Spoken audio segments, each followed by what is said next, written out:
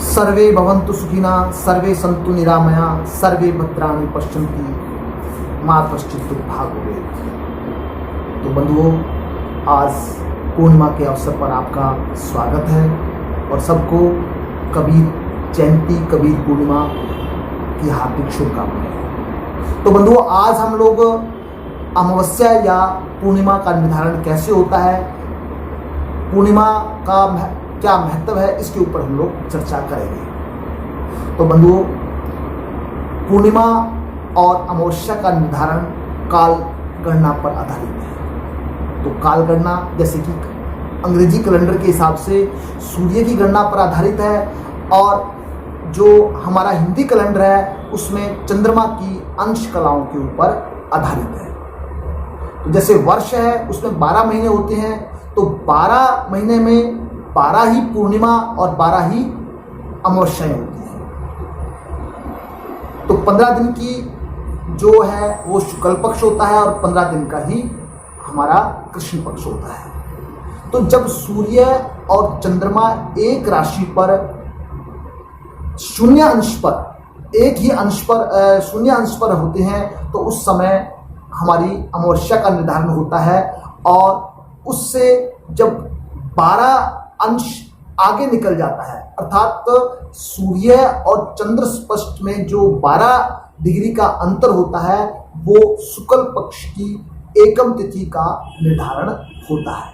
तो इस प्रकार हम लोग 12 को 15 से मल्टीप्लाई करते हैं तो 180 जो अंश पर जो दोनों की जो दूरी होती है उसी को ही पूर्णिमा या उसको फुल डे मून भी कहते हैं।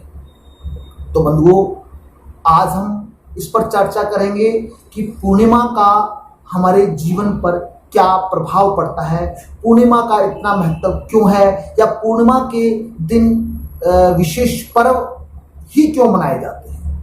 तो मित्रों, साथियों, आज हम लोग इस पर चर्चा करेंगे। जैसा कि हमारे जो मेडिकल साइंस के अंदर आपने देखा होगा कि पूर्णिमा के आसपास जो मनोरोगियों की जो संख्या है, मानसिक जो रोगी है उसकी संख्या बढ़ जाती है। तो इसका कारण क्या है? इसका कारण ये है कि हमारे चंद्रमा है उसका जो प्रभाव है हमारे शरीर के ऊपर या इस पृथ्वी के ऊपर प्रभाव पड़ जाता है। चंद्रमा मनसो जाता, चंद्रमा का प्रभाव पड़ता है। जैसे कि पूर्णिमा तिथि के दिन जो समुद्र के अंदर हलचल पैदा होती है, उसमें ज्वार भाटा आता है, तो उसकी वजह से समुद्र के जो पानी है उसके अंदर उतार चढ़ाव आता है।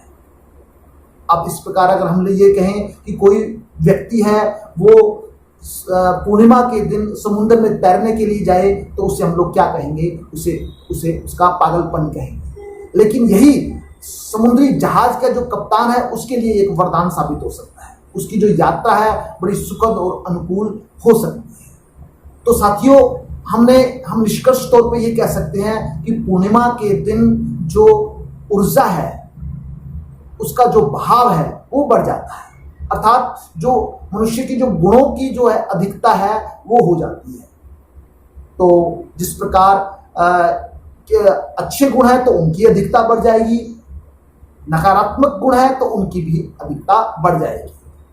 तो इसके लिए जिस प्रकार पूर्णिमा के दिन जो प्रेम है, प्रेम की प्रगाढ़ता बढ़ जाएगी, ध्यान है तो ध्यान की प्रगाढ़ता बढ़ जाएगी, अन्य गुण है तो अन्य गुणों की अधिकता बढ़ जाएगी, अगर पागलपन है तो उसकी भी जो है उसकी भी प्रगाढ़ता बढ़ जाएगी। तो बंधुओं, इसका मतलब ये नहीं है कि पूर्णिमा के आसपास जो सभी लोग ही इस प्रकार विक्षिप्त हो जाते हैं, ऐसा नहीं है। ये चंद्रमा के साथ साथ विभिन्न जो ग्रह नक्षत्र है उनका जो संयोग होता है, उनका जो अनुपात होता है, उनका जो पड़ने वाला प्रभाव है उसके ऊपर ये निर्धारण होता है।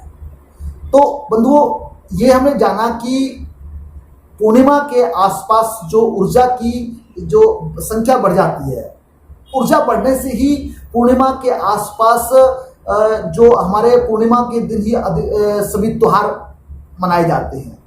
जैसे हम लोग चैत्र पूर्णिमा है तो हनुमान जयंती के रूप में मनाते हैं, जो बैसाख है तो बुद्ध जयंती के रूप में मनाते हैं, ज्येष्ठ है तो कबीर पूर्णिमा के रूप में मनाते हैं, आषाढ़ है तो गुरु पूर्णिमा के रूप में मनाते हैं, सावन की जो पूर्णिमा है वो रक्षाबंधन के तौर पे मनाते हैं, आश्विन की पूर्णिमा है शरद पूर्णिमा के रूप में मनाते हैं, कार्तिक की पूर्णिमा है वो हमारी गुरु नानक जयंती के रूप में मनाते हैं।